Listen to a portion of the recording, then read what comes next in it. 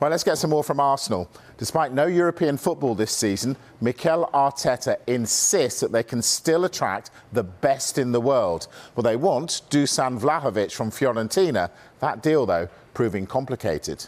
Historically, this club has always been targeting the best players in the world, and the best players in the world, they were always interested to come here.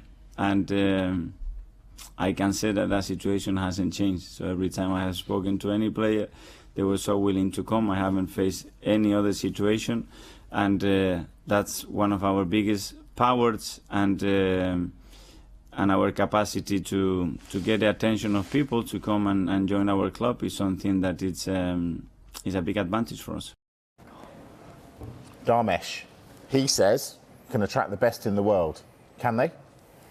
You have to say yes, they still can. I think one big difference that Arsenal would notice is if they can just break into that Champions League bracket for one season, because then the market that they'll be shopping in will be completely different to the one they're doing now. I mean, if you look back at the summer, they were the biggest spenders in the Premier League, close to £135 million. So they are backing the manager. If they were able to offer Champions League football to potential signings, look at the signings that they could get into. And then once that happens, you improve your team, you improve your squad, and then consistently, like they were under Arsene Wenger for most of his reign, consistently get into those top four positions in its Champions League football every season. Right, I'm going to throw some Arsenal names at you now. Folarin Balogun. Yep, deal done to Middlesbrough. It's been announced today. It's a straight loan. Chris Wilder finally gets the guy he wanted to sign when he was Sheffield United manager. He gets him as Middlesbrough's manager. Still part of Arsenal's long-term plans, though. Signed a new contract at Arsenal back in April till 2025, but he'll spend the rest of the season at Middlesbrough and can play in the FA Cup fourth round away at Manchester United in round 4. Eddie Nketiah. Yeah, this is interesting now because discussions, I'm told, are ongoing about a proposed move for Nketiah from Arsenal to Crystal Palace. But what's being explored by Crystal Palace is not only a move this month, but maybe more likely a move in the summer. Now, if he was to go in this month, Palace would need to pay a transfer fee. Or if he went in the summer as a free agent, they'd still have to pay some money, but not as much. It would be in the form of a compensation fee because of the training that he has had at Arsenal since he's been a youth player there.